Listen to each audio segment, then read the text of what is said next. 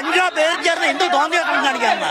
പിന്നെ ഈ പറയുന്ന 5 or 10 പേരാണ് ഇത് ഞങ്ങളെല്ലാം കൂടെ സംഘടിച്ചാൽ നീ ഇന്ന് ഒരു പുല്ലും ചെയ്യില്ല. BDS വിദ്യാർത്ഥിയായിരുന്ന നിതിൻ രാജിന്റെ മരണത്തിൽ പ്രഖ്യാപിച്ച ഹർത്താലിനിടെ വലയുകയാണ് യാത്രക്കാർ.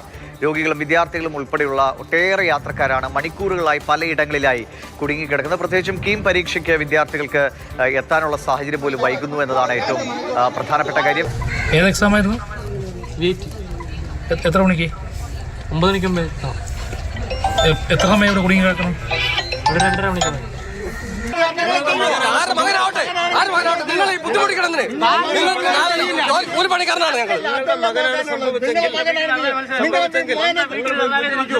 സ്വന്തം വീട്ടിലേക്ക് ഞങ്ങൾ ഈ അതെ, ഇവർക്ക് പ്രക്ഷോഭം കിട്ടണമെങ്കിൽ ഈ ആ ഡോക്ടറുടെ വീട്ടിൽ പോട്ടെ, ഇവിടെ ജനങ്ങളോടാണ് അവർ